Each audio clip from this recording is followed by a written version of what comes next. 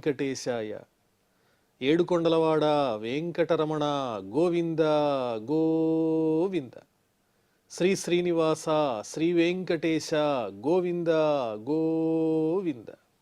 కలియుగ ప్రత్యక్ష దైవం శ్రీనివాస పరబ్రహ్మ అనుగ్రహ విశేషంతో శ్రీమద్భాగవతంలో దశమ స్కంధంలోని విశేషాలు యథాశక్తి తెలుసుకుంటున్నాం.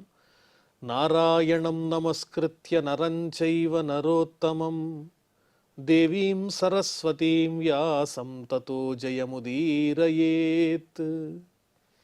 సుఖయోగీంద్రుల వారు పరీక్షిన్ మహారాజునకు శ్రీకృష్ణ స్వామి యొక్క దివ్య లీలా విశేషాలను వర్ణించి చెబుతూ ఉన్నారు. ఆ గోవ్రజంలో బాలుడైనటువంటి ఆ పరమాత్ముడు శ్రీకృష్ణుడు పూతనను ఉద్ధరించాడు. అలాగే శకటాసురుడు, తృణావర్తుడు అనబడేటువంటి రాక్షసులను కూడా సంహరించాడు. ఒకానొకసారి యశోదాదేవి పిల్లవాడైనటువంటి స్వామికి స్తన్యాన్ని ఇచ్చినప్పుడు చిరునవ్వులు చిందిస్తూ ఆవలిస్తే ఆ పిల్లవాని నోట్లో బ్రహ్మాండమంతా కనిపించింది. చాలా ఆశ్చర్యపోయింది యశోదాదేవి. ఈ విధంగా చిత్ర విచిత్రమైనటువంటి చక్కని చమత్కారములతో కూడిన లీలలను ప్రదర్శిస్తూ ఉన్నారు స్వామి. ఆ తరువాత మనం దశమస్కంధంలో 8వ అధ్యాయంలో ప్రవేశిస్తున్నాం. గర్గః పురోహితో రాజన్ యదూనాం సుమహాతపాః వ్రజం జగామనందస్య వసుదేవ ప్రచోదితః. యదువంశీయులందరికీ కూడా కుల పురోహితులైనటువంటి గర్గాచార్యుల వారు నందవ్రజానికి వచ్చారు. ఆ నందుని ఇంటికి వచ్చారు. ఎవరు పంపించారు? వసుదేవ ప్రచోదితః. వసుదేవుల వారు పంపించారు మధుర నుండి. నా సంతానం అక్కడే ఉన్నారు గోవ్రజంలో, ఈ రహస్యం ఎవరికీ తెలియదు, మీరే వెళ్ళి వాళ్లకు నామకరణాది చక్కని వైదిక కర్మలను జరిపించండి స్వామి అని యదువంశీయులకు కులపురోహితులైనటువంటి గర్గాచార్యుల వారిని వసుదేవుల వారు రహస్యంగా ప్రత్యేకంగా నందుని దగ్గరకు పంపించారు ఆ గోకులానికి. వ్రజం జగామనందస్య. ఆ గొప్ప తపస్సంపన్నులైనటువంటి గర్గాచార్యుల వారు ఆ నందుని గోవ్రజానికి వచ్చారు. తం దృష్ట్వా పరమప్రీతః ప్రత్యుత్థాయ కృతాంజలిః ఆనర్చాధోక్షజధియా ప్రణిపాత పురస్సరం. గర్గాచార్యుల వారిని చూడంగానే నందుల వారికి ఎంతో ఆనందం కలిగింది. మహాత్ములు వచ్చారు, ఇటువంటి వారు రావడమే మన భాగ్యం, అదృష్టం అని గబుక్కున ఆసనంలో ఇంచి లేచి ఆచార్యుల వారికి ఎదురు వెళ్ళి 2 చేతులు జోడించి నమస్కారం చేసి, వచ్చినటువంటి వారు గర్గాచార్యులు కాదు, సాక్షాత్తు శ్రీ మహావిష్ణువే ఈ రూపంలో వచ్చాడు. అధోక్షజధియ. పరమాత్మ దృష్టితోనే గర్గాచార్యుల వారిని చూస్తున్నారు ఆ నందుల వారు. వచ్చింది సాక్షాత్తు విష్ణువే అని భావన చేసి ప్రణిపాత పురస్సరం, సాష్టాంగ నమస్కారం చేసి పూజించి ఆ నర్చ పూజించారు. సూపవిష్టం కృతాతిథ్యం గిరాసూనృతయా మునిం నందయిత్వా అబ్రవీత్ బ్రహ్మన్ పూర్ణస్య కరవామకిం. వచ్చినటువంటి ఆ గర్గుల వారు చక్కగా ఆసనంలో ఉపవిష్టులై ఉన్నారు. ఇచ్చినటువంటి పూజని స్వీకరించారు, ఆతిథ్యాన్ని స్వీకరించారు.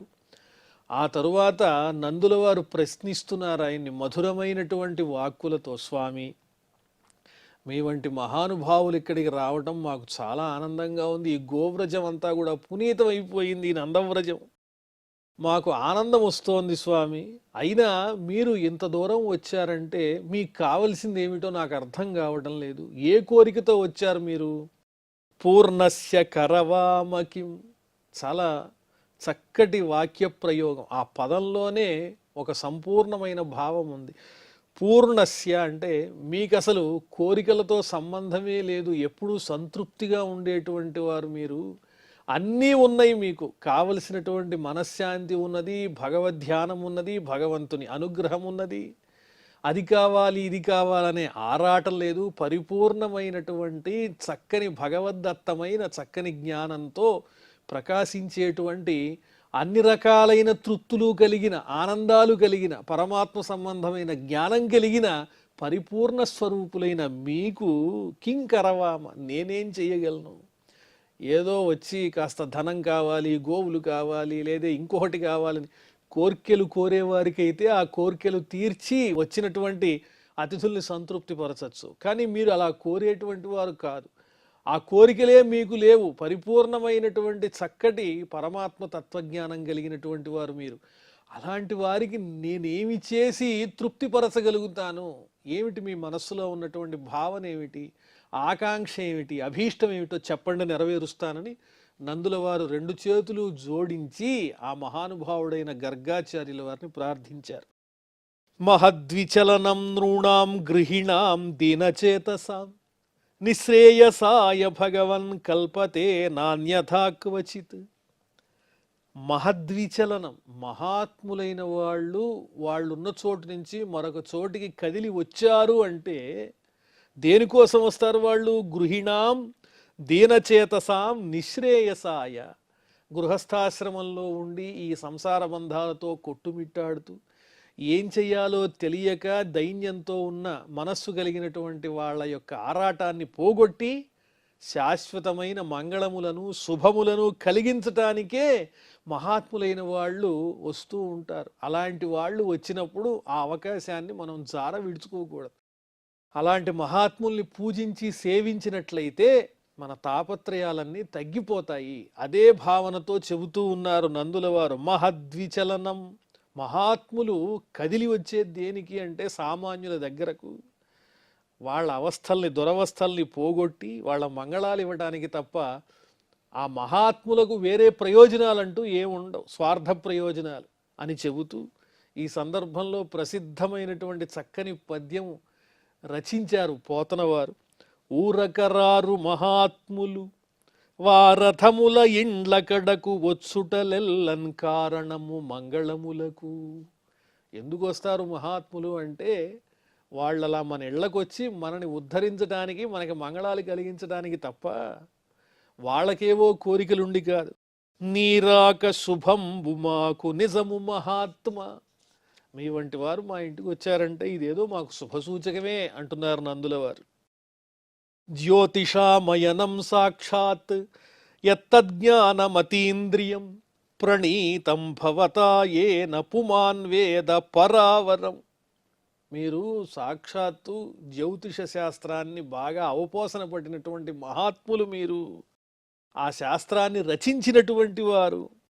గ్రహాదుల యొక్క ఫలితాన్ని బోధించేటువంటి ఆ జ్యోతిష శాస్త్రం మీద మీకు మంచి పట్టుంది. గ్రహములు ఏ విధంగా సంచరిస్తూ ఉంటాయి, వాటి వల్ల ఈ మానవులకు కలిగేటువంటి మార్పులేమిటి, ప్రయోజనాలేమిటి, ఏదైనా శుభసూచకములున్నాయా, లేకపోతే ఏదైనా మన కర్మవశం వల్ల కొన్ని దుష్పరిణామాలు వస్తూ ఉంటే అవి ఏ విధంగా పోగొట్టుకోవాలో తెలియజేసేటువంటి విధానం కూడా ఆ శాస్త్రంలో ఉన్నది. అవన్నీ తెలిసినటువంటి మీరు మా ఇంటికి రావటం మా అదృష్టమే.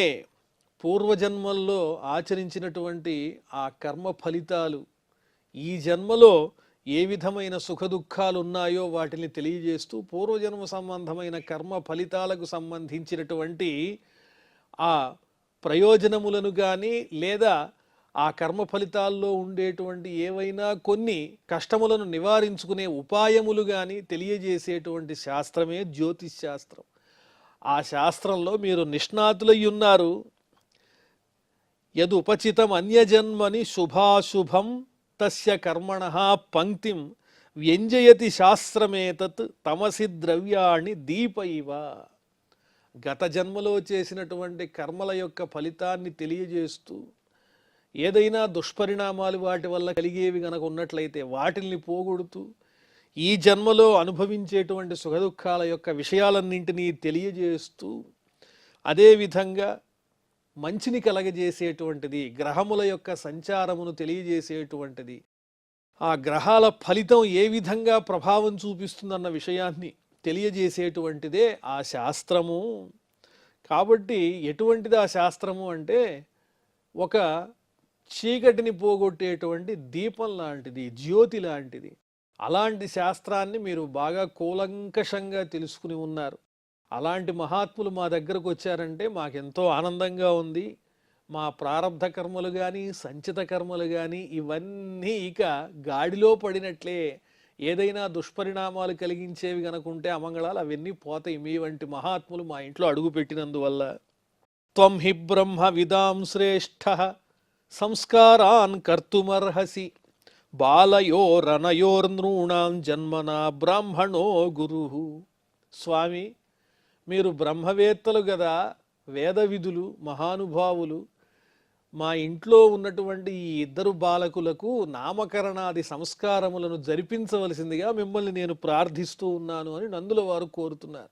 ఎవరా ఇద్దరు బాలురు అంటే వసుదేవుల వారి భార్య అయినటువంటి రోహిణి పుత్రునిగా పెరుగుతూ ఉన్నటువంటి బలరాముడు, అదేవిధంగా యశోదాదేవి నందుల వారి పుత్రునిగా అక్కడ పెరుగుతూ ఉన్నటువంటి దేవకీ వసుదేవుల కుమారుడైనటువంటి శ్రీకృష్ణుడు. ఈ ఇద్దరి పిల్లలకి ఆ పేర్లు ఇప్పుడు ఈ గర్గుల వారు పెట్టాలి. అందుకోసమేగా వసుదేవుల వారు ఇంత దూరం గర్గుల వారిని పంపించింది. కాబట్టి మా ఇంట్లో ఇద్దరు పిల్లలు ఉన్నారు, వీళ్ళిద్దరికి పేర్లు పెట్టండి అని కోరుతున్నారు నందుల వారు. బాలయోరనయోర్ నృణాం జన్మనా బ్రాహ్మణో గురు. జన్మచేతనే బ్రాహ్మణోత్తముడు మానవులందరికీ గురువై ఉన్నాడు. కాబట్టి మీరు గురువులుగా వీళ్ల పట్ల వ్యవహరించి వీరికి తగినటువంటి సంస్కారములు జరపటానికి యోగ్యమైన వారు స్వామి. మీ వంటి పుణ్యాత్ములు మహానుభావుల యొక్క రాకయే మాకు భాగ్యం. కాబట్టి మీరు ఆ కార్యక్రమాలు నిర్వహించండి అని ప్రార్థించారు.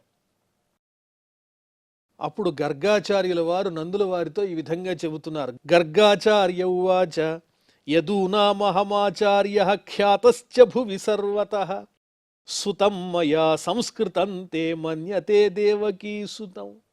గర్గాచార్యుల వారు నందుల వారితో ఇలా చెబుతున్నారు.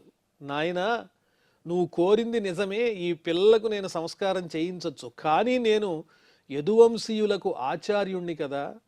అలాంటి నేను ఇక్కడ గోవ్రజంలో ఉన్నటువంటి ఈ బాలకులకు ఆ సంస్కారం జరిపించినట్లయితే కంసుడు ఏమని భావిస్తాడంటే, వసుదేవుని పుత్రుడు ఈ నందవ్రజంలో రహస్యంగా పెరుగుతున్నాడని అనుమానించే అవకాశం ఉంది. నీ పుత్రుణ్ణి వసుదేవుని పుత్రుడిగా భావన చేసి వీళ్ళకి ఇక్కడ అపకారం జరిపించవచ్చు అని నా అనుమానం. సుతం మయా సంస్కృతం తే మన్యతే దేవకీ సుతం కంసః పాపమతి సఖ్యం తవచానక దుందుభే. అంతేకాదు, వసుదేవునకు నీకు అంటే నందునకు మీ ఇద్దరి మధ్య ఉన్నటువంటి అపరిమితమైనటువంటి స్నేహాన్ని కూడా తెలిసినటువంటి వాడే కంసుడు. కాబట్టి ఖచ్చితంగా వసుదేవుడు తన పిల్లవాడిని నందుని దగ్గర రహస్యంగా పెంచుతున్నాడని కూడా అనుమానించే అవకాశం ఉంది. దేవక్యా అష్టమో గర్భో నస్త్రీ భవితుమర్హతి. మరి దేవకీదేవి అష్టమ సంతానం, అష్టమ గర్భం వల్లే కదా కంసునికి మరణం ఉన్నది. ఇప్పుడు అక్కడ కారాగృహంలో దేవకీదేవికి ఆ చంటిపిల్ల కంసునకు యోగమాయిగా కనిపించింది కదా. కనిపించి నిన్ను చంపేవాడు వేరొక చోట పెరుగుతున్నాడనే విషయాన్ని కూడా తెలియజేసింది. కాబట్టి ఆ వసుదేవునకు దేవకికి జన్మించినటువంటి అష్టమ గర్భం అనేది ఆ ఆడపిల్ల కాదు, యోగమాయ కాదు అని కూడా కంసుడికి తెలుసు. కాబట్టి అష్టమ సంతానం ఎక్కడ పెరుగుతోంది అంటే, ఓహో, రహస్యంగా గోకులంలో వసుదేవుడు నందుని సంరక్షణలో పెంచుతున్నాడన్నమాట అన్నటువంటి నిర్ణయానికి వచ్చాడంటే ఈ పిల్లలకి చాలా ఇబ్బంది అయిపోతుంది అని కూడా చెబుతున్నారు గర్గాచార్యుల వారు. ఇతి సంచింతయన్ శ్రుత్వా దేవక్యా దారికావచః అపిహంత ఆగతా శంకః తర్హి తన్నో అనయః భవేత్. ఈ విధమైన ఆలోచన చేసి కంసుడు ఆనాడు దేవకీదేవి దగ్గర ఉన్నటువంటి ఆడపిల్ల యోగమాయ చెప్పినటువంటి మాటలు ఆకాశంలోకి ఎగిరి చెప్పిందిగా, నిన్ను చంపేటువంటి వాడు వేరొక చోట పెరుగుతున్నాడని. ఆ విషయం కంసుడు బాగా గుర్తుపెట్టుకున్నాడు. ఒకవేళ అతడు ఇక్కడ నేను వీరికి సంస్కారాలు జరిపించినట్టు గనక తెలుసుకున్నాడంటే ఖచ్చితంగా వసుదేవుని యొక్క పుత్రుడు గోకులంలో పెరుగుతున్నాడనే నిర్ణయానికి వస్తాడు. తద్వారా ఇక్కడ ఇంకా ఉత్పాతాలు జరిగే అవకాశం ఉంది అనంగానే అప్పుడు నందౌవాచ, అప్పుడు నందుల వారు ఇలా చెబుతున్నారు. అలక్షితోస్మిన్ రహసి మామకైరపి గోవ్రజే కురుద్విజాతి సంస్కారం స్వస్తి వాచన పూర్వకం. అలాగే స్వామి, మీరు చెప్పినటువంటి మాట నేను శిరసా వహిస్తున్నాను. మీరన్నది కూడా నిజమే. కాబట్టి నందవ్రజంలో అస్మిన్ గోవ్రజే, ఈ నందవ్రజంలోనే గోకులంలోనే రహసి ఏకాంతంగా మీరు ఆ కార్యక్రమాన్ని నిర్వహించండి, ఎవరికీ తెలియకుండా. మామకైరపి అలక్షిత, నా బంధువులకు కూడా తెలియకుండా ప్రత్యేకమైన ఏర్పాట్లు చేస్తాను, మనం రహస్యంగా ఈ కార్యక్రమాన్ని నడిపిద్దాం. స్వస్తివాచన పూర్వకం ద్విజాతి సంస్కారం కురు, స్వస్తివాచన పూర్వకంగా నామకరణాది మహోత్సవాన్ని జరిపించు మహానుభావ అని గర్గాచార్యుల వారిని నందుల వారు ప్రార్థించారు. రహస్యంగానే జరిపించమన్నారు. ఎందువల్ల అంటే గర్గాచార్యుల వారు ఇక్కడ ఈ పిల్లలకి సంస్కారాలు జరిపించినట్టుగా కంసుడు తెలుసుకుంటే అనుమానించే అవకాశం ఉన్నది, కాబట్టి రహస్యంగా జరిపిద్దామని నిర్ణయించుకున్నారు. వెంటనే శ్రీ సుక ఉవాచ ఏవం సంప్రార్థితో విప్రః స్వచికీర్షితమేవ తత్ చకార నామకరణం గూఢో రహసి బాలయో.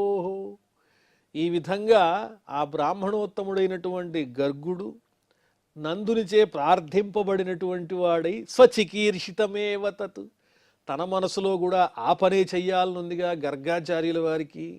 వసుదేవుడు పంపిస్తేనే కదా ఆయన ఆ గోకులానికి వచ్చింది, కాబట్టి నందుని కోరిక అదే, తన మనసులో ఉన్నటువంటి ఆలోచన అదే. కాబట్టి చక్కగా చకార నామకరణం గూఢ రహసి బాలయో, ఎవరికీ తెలియకుండా తాను రహస్యంగా ఏకాంతంగా ఆ ఇద్దరు బాలకులకు నామకరణ మహోత్సవాన్ని జరిపించారు గర్గాచార్యుల వారు. గర్గ ఉవాచ అయం హి రోహిణీ పుత్రో రమయన్ సుహృదో గుణైః ఆఖ్యాస్యతే రామ ఇతి బలాధిక్యాత్ బలం విదుః యదూనాం అపృథగ్భావాత్ సంకర్షణముశంత్యుత. ఇదిగో ఈ రోహిణీదేవి దగ్గర ఉన్నటువంటి పిల్లవాడున్నాడే, ఆ రోహిణీదేవి పుత్రుడు, ఇతడు సుహృదో గుణైః రమయన్, మిత్రులందరినీ తన సద్గుణాలతో ఆనందింపజేస్తూ ఉంటాడు. కాబట్టి ఆఖ్యాస్యతే రామ ఇతి, ఇతడికి రాముడు అని పేరు పెడుతున్నాము.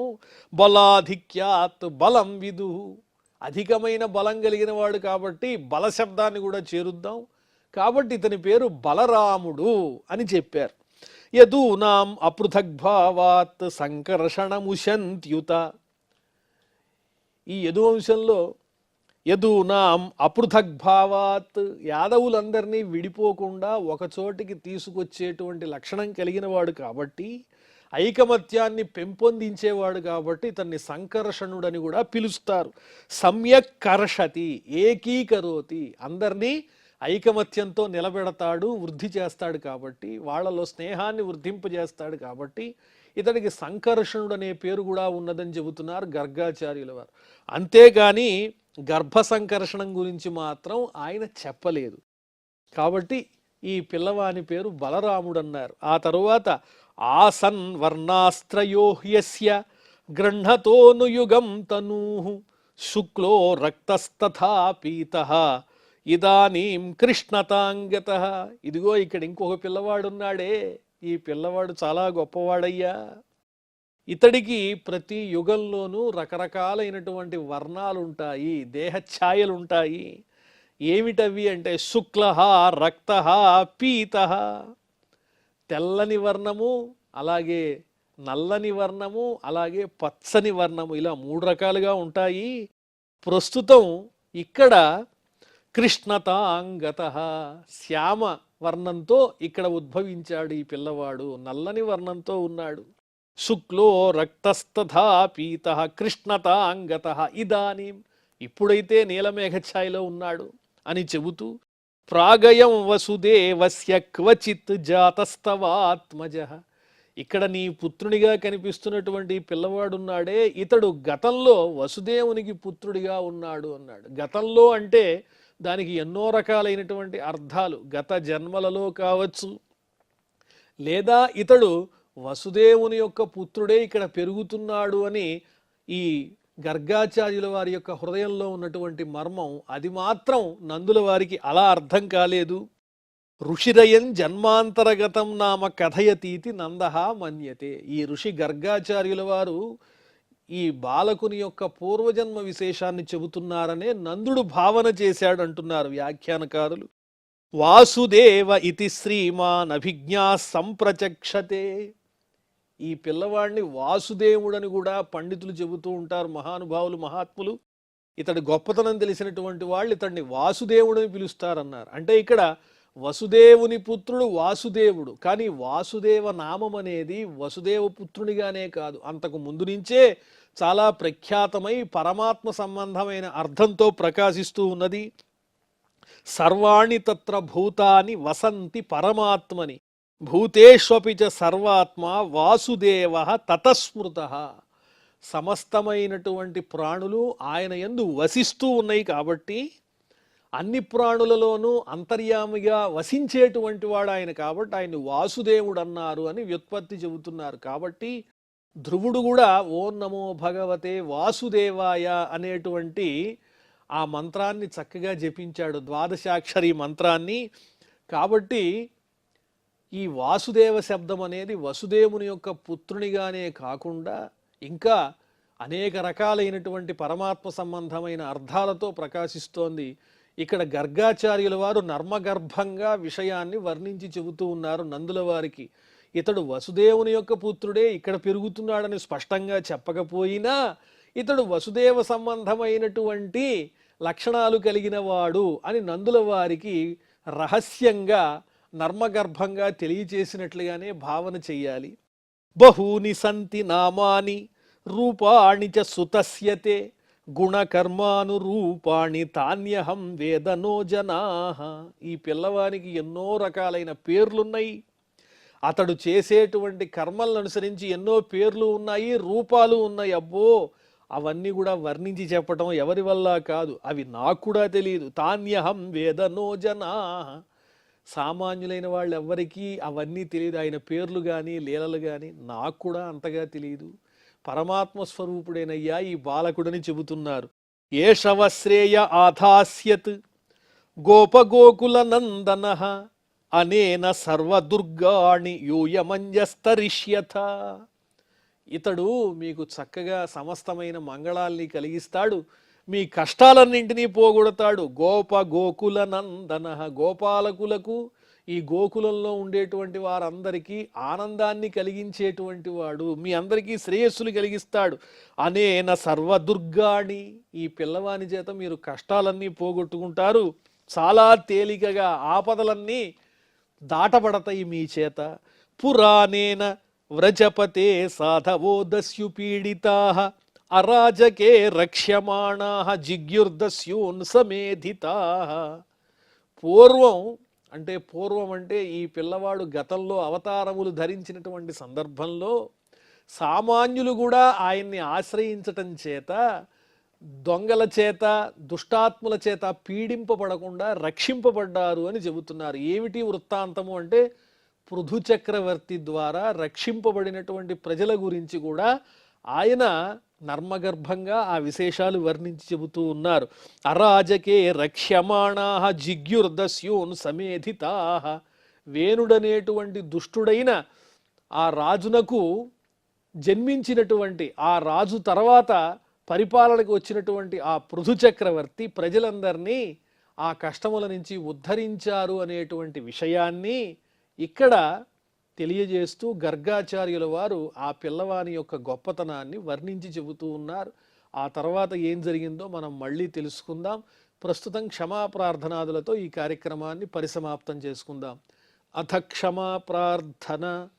యదక్షరపదభ్రష్టం మాత్రాహీనంచ యద్భవేత్ తత్సర్వం క్షమ్యతాం దేవ నారాయణ నమోస్తుతే.